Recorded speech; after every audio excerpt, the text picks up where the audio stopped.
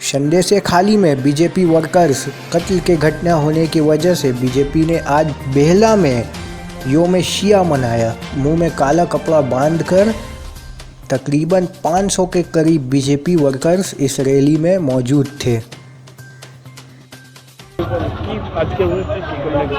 দেখুন, আপনারা জানেন বিগত দিনে সন্দেশখালীতে যে ঘটনা ঘটেছে, সারা পশ্চিমবাংলা জুড়ে এই বিজেপি 2019-এর লোকসভা ভোটে যে বিপুল সংখ্যক সাধারণ মানুষ ভোট দিয়ে জিতিয়ে এনেছে, তার জন্য তৃণমূলের যে অ্যাক্টিভিটিস দেখা যাচ্ছে এবং যেভাবে আমাদের কর্মীদের উপরে কর্মীদের হত্যা করছে, তার প্রতিবাদে আমরা গতকালও মিছিল করেছি। আজকে আমাদের কালা দিবস পালন হচ্ছে। আপনারা জানেন বসিরহাটেতে বন্ধ পালন করা হচ্ছে।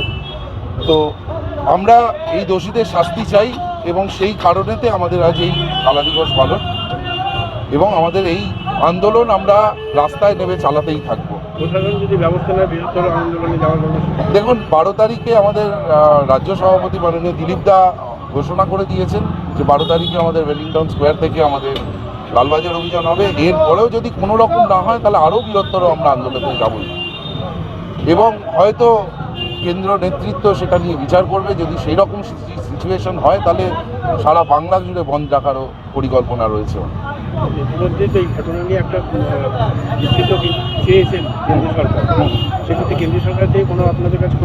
দেখুন, এখনো পর্যন্ত সেরকম কর্মসূচির ডিটেল আমরা পাইনি এখনো, তবে আগামী দিনে আমরা প্রস্তুত রয়েছি। যেই মুহূর্তে কেন্দ্রীয় নেতৃত্ব আমাদের রাজ্য নেতৃত্ব মাননীয় দিলীপ দা আমাদের ইনস্ট্রাকশন দেবে, আমরা সেইভাবে রাস্তায় নেমে যাব।